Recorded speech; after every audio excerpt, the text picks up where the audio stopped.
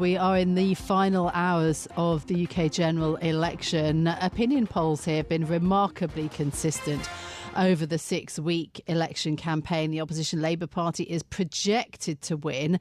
The question being about how big that victory might be for Keir Starmer. Meanwhile, we had Boris Johnson making a last-minute surprise campaign appearance. The former Prime Minister warning voters of the dangers of giving the opposition Labour Party a, quote, sledgehammer majority. Joining us now to discuss is Ipsos UK and Ireland CEO Kelly Beaver. Kelly, good morning. The final day of campaigning, how big a landslide is expected exactly for Labour? So there are quite big variances in the polls that have come out with constituency level estimates. The Ipsos estimates at the minute, we're sitting at a Labour majority of over 250 seats, which is absolutely something you would categorise as a landslide. Kelly, could the polls be wrong? I mean, it's something that I'm sure the Labour Party is worried about, but there are lots of voters also thinking about the same thing. Yes, of course, that is a big question. Just here's your daily reminder that polling gives you a snapshot in time read on how people think, feel and what they say that they're going to do. It isn't a prediction of what's going to happen in the future. And even those seat level estimates, which do give you a constituency level projection, they're still projecting based on a snapshot of what people tell you today.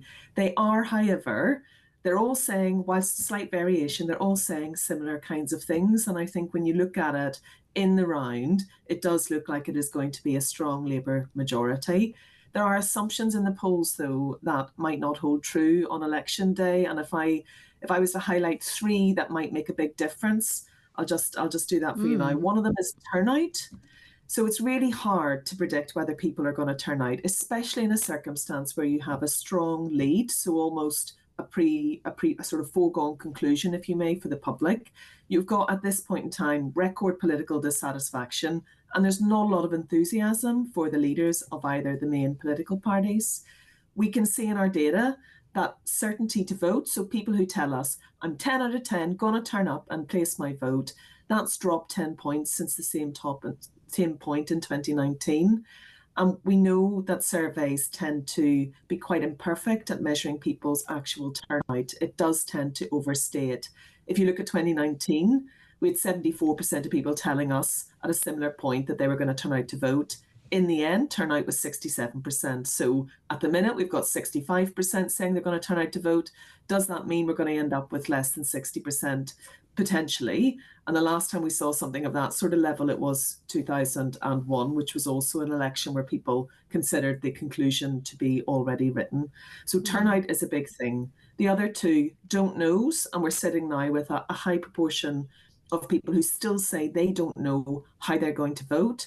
36% comparatively to at the same point in the last electoral campaign and the ones before that. It tends to be in the mid-20s by this point. And then lastly, tactical voting. Almost 1 in 5 are telling us that this election, they're going to be voting tactically, and that is higher than we've seen at the last couple of elections. So there are still things that are in play that could impact on what happens at a local constituency level over the course of the next, goodness me, we're nearly there, next couple of days. Yeah, absolutely. Look, I think it's very interesting that you put those caveats, those warnings about what may happen in reality versus the expectations. I think that's very interesting. In terms of the detail, you do so much polling at Ipsos on the views of people in the UK and in many other places too. But why do you think voters may abandon the Conservatives? Why the dissatisfaction after 14 years? Do you think you can sum it up? There were two big moments before Rishi Sunak actually, ran this campaign, because you could look at it and you could look at his own performance and think, well, is it all down to the leader of the party? Actually, if you look at what the key moments have been, where they have lost trust from the public, but also where the public really dipped in their satisfaction in government and when they felt that they were not competent in role, it was the Partygate scandals, and then again through that Liz Truss interlude of a very short period of weeks. The damage that was done in those two moments were very hard for the Conservative Party to recover from. And even when they brought Rishi Sunak in, and his own leadership ratings were better than the party ratings as a whole, all that has happened over that sort of preceding time is that the sort of sense of competence of government, it hasn't improved, and his own personal ratings have moved down to the level of the party and below. So we've got a situation now where, the campaign itself has changed very little at the macro level. Kelly, what about the rise of Reform UK? We were speaking to one of the party's key donors, asked him about whether there's a comparison between Marine Le Pen in France and Nigel Farage, and he pointed to the rise in support for the National Rally over the past 2 years, 18% support to 33%. Is that a trajectory that we could see Reform taking? So if I look across all the parties in this election, they have been probably the one of two parties which have been a bit more interesting in terms of the movement in their own results from a voting intention perspective. Reform, after Farage said he was standing, Reform did see a rise in the vote share for them, and certainly our MRP predicted or projected that they'll take 3 seats, and that is very new news for Reform. And so we have seen a rise. There's been some more recent polling in the last few days, which has started to show the Reform vote subside again.